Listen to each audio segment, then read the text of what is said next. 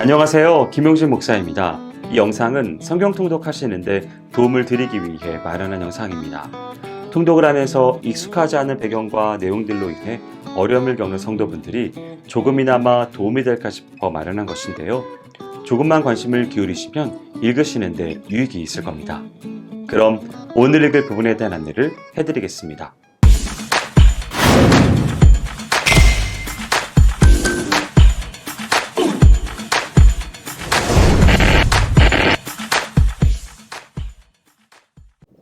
오늘 읽을 본문은 누가복음 17장 11절에서 18장 14절까지입니다.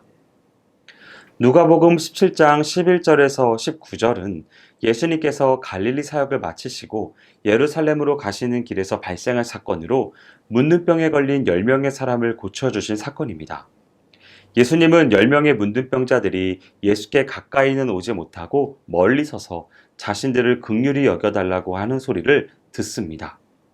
예수님은 그들의 호소를 저버리지 아니하고 그들로 하여금 제사장들에게 몸을 보이라고 하셨는데, 이것은 예수님께서 이미 그들의 간구를 응답하여 그들의 질병을 치유하셨음을 의미합니다.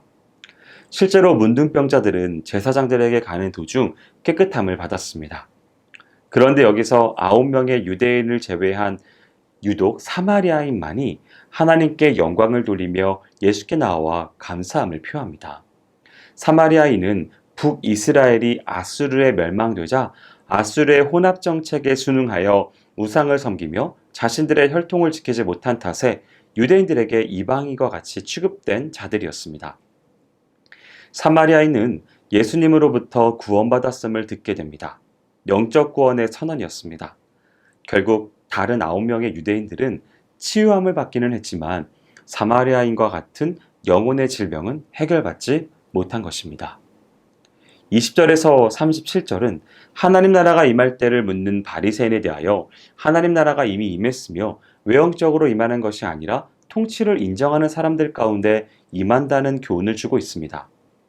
예수 그리스도의 초림으로 이 땅에 하나님 나라가 임했다고는 하나 그것은 완성된 형태의 하나님 나라는 아니었습니다. 완성된 하나님 나라는 예수 그리스도가의 재림으로 이루어질 것이었으며 그때에 비로소 이 땅과 하늘이 새 하늘과 새 땅이 되고 만물이 새롭게 변화될 것입니다. 그래서 예수님께서는 제자들에게 종말의 때에 임하게 될 하나님 나라에 대해 말씀하시면서 그때와 관련한 교훈을 제시하십니다.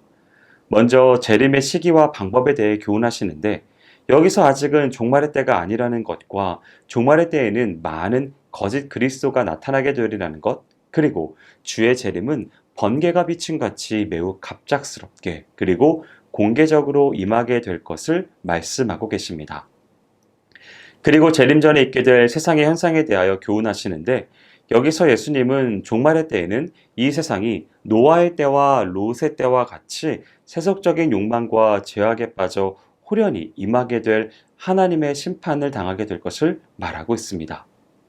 아울러 주의 재림을 준비하는 성도의 자세에 대해서도 교훈하시는데 여기서 예수님은 주의 재림 때에는 하나님 나라에 들어갈 자와 그렇지 못할 자가 구분될 것이므로 성도들은 예기치 않은 주의 재림을 깨어 준비하되 세상 것에 집착해서는 안 되며 영원한 생명을 얻기 위한 삶을 살 것을 말씀하고 계십니다. 누가복음 18장은 예수님의 후기 사역 중 유대 지역을 중심으로 진행된 사역들을 소개하는 장입니다. 1절에서 8절은 불의한 재판관과 과부의 비유를 통해 낙심하지 말고 끝까지 인내를 가지고 기도할 것을 교훈하시는 내용입니다. 이 비유에 등장하는 재판관은 하나님을 두려워하지 않고 사람을 무시하는 불의한 자였습니다. 그러나 그는 당시 사람들에게 매우 하찮은 존재로 취급되던 과부의 끈질긴 탄원에 굴복하여 결국 그녀의 소원을 들어주고 맙니다. 이 비유의 핵심은 그처럼 악한 자일지라도 그 강청함에 못 이겨 소원을 들어주는데 하물며 하나님의 자녀들이 의로우신 재판관 되신 아버지께 기도할 때에 이를 들어주시지 않겠는가 하는 것이었습니다. 누가가 이것을 기록할 당시 그리스도인들은 믿음을 포기할 정도로 심한 환난과 핍박을 받는 상황이 있었는데 이런 상황에서 누가는 주님께서 신자들의 부르짖음을 반드시 응답하심으로 낙심하지 말고 믿음을 지킬 것을 권면하는 것입니다. 초대교회의 상황에 있어서 재림의 치유는 생명의 문제와 연결되어 매우 절박한 것이었습니다. 그러므로 이 비유의 강조점은 주의 성도들에게 인자의 재림까지 낙심하거나 믿음을 잃지 말고 끝까지 기도하는 신실함을 가지라는 데 있습니다. 9절에서 14절은 바리새인과 세리의 기도의 비유를 통하여 어떠한 자세로 기도해야 하는가를 교훈하는 단락입니다. 바리새인은 자신이 하나님 앞에서 죄인이라는 것에 대한 고백이나 회개가 없는, 또한 하나님의 은혜에 대한 간구함이 없는 기도를 했습니다. 따라서 그의 기도는 기도라고 할 수 없으며 단지 그의 행위에 대한 자랑이었습니다. 그의 자랑은 두 가지로 나타나는데, 첫째는 다른 사람들과 같이 죄를 짓지 않는다는 것이었으며, 둘째는 일회에 2번 금식을 하고 11조를 열심히 바친다는 것이었습니다. 그는 그 자신이 율법을 완전히 준수하였고 의롭게 살았으므로 하나님께 회개를 하거나 하나님의 은혜를 구할 필요도 없다는 식의 자기 자랑을 늘어놓은 것입니다.